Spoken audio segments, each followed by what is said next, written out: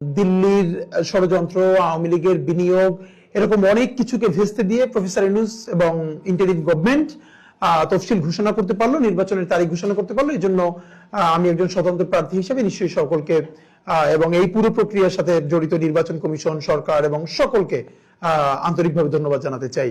কিন্তু একটু যেটা খুব চিন্তার বিষয়, সেটা হলো এই যে নির্বাচনটা হবে, এই নির্বাচনটাকে অতীতের যে কোনো সময়ের সাথে যদি আপনি কম্পেয়ার করেন, যে এটা 2001-এর চেয়ে ভালো নির্বাচন হয়েছে, 96-র চেয়ে, 90-র চেয়ে, এটা খুব খারাপ একটা ব্যাপার হবে। বাংলাদেশের সব থেকে দুঃখের ব্যাপার হলো, বাংলাদেশ স্বাধীন হবার পরে, মুক্তিযুদ্ধের পরে 73-এর যে প্রথম নির্বাচনটা হয়েছে, এটাই প্রচন্ড ভোট চুরির, ভোট ডাকাতির কারচুপির নির্বাচন হয়েছে। Free and free election Bangladesh স্বাধীনতার পরে পায় নাই প্রথমটা। এরপরে এতগুলো ইলেকশনের মধ্যে গত 15 বছর তো বাংলাদেশ ইলেকশন উঠেই গেছে।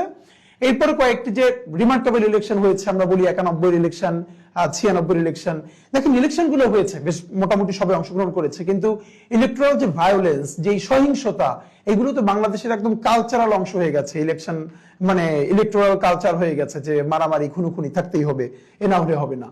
প্রথমে বলে রাখি, বাংলাদেশের একটা গ্রুপ বলবার চেষ্টা করছিল যে পার্টিসিপেটরি ইলেকশন হতে হলে সেখানে আওয়ামী লীগ লাগবে, এই সেই লাগবে। একটু মনে করিয়ে দেই, কয়টা দল অংশগ্রহণ করলো, এটার উপরে তো পার্টিসিপেটরি ইলেকশন হয় না। সে অর্থে তো আওয়ামী লীগ সবসময় পার্টিসিপেটরি ইলেকশন করেছে। তারা 20-30টা নামকওয়াস্তে দলকে সাথে রেখে তারপর ইলেকশন করতো, কিন্তু কত পার্সেন্ট ভোট দিত? আওয়ামী লীগ যে বলে তাদের এত পার্সেন্ট ভোট, তো আওয়ামী লীগ জাতীয় পার্টি, তাদের যে এত এত দল, তাদেরও যদি সকল মানুষ ভোট দিত, তাহলে তো 20% ভোট কাস্ট হতো। কিন্তু 5% ভোট তারা কোনোদিন কাস্ট করতে পারে না গত 3টা নির্বাচনে। কেন্দ্রে কুকুর ঘুমিয়েছিল, মসজিদে মাইকে সবাইকে বলে বলে বলে বলে তারপরও 5% মানুষকেও তারা কেন্দ্রে আনতে পারে নাই। আমরা বরং পার্টিসিপেটরি ইলেকশন বলতে বুঝি এবং বোঝাই যে জনগণ, যিনি এই ইলেকশনের সব থেকে বড় স্টেক হোল্ডার, তিনি কতটা অংশগ্রহণ করলেন। এই শীতের সকালে কুয়াশার মধ্যে দাঁড়িয়ে কতজন ভোট দিতে এলেন, শিশুদেরকে কোলে নিয়ে, দাড়ি পাকা মানুষ, বৃদ্ধ, নারী, সবার মধ্যে কি পরিমাণ কোলাহল তৈরি হলো সেটা। তো আমরা প্রত্যাশা করছি যে বাংলাদেশের ইতিহাসে সব থেকে বেশি টার্ন আউট এবার হবে।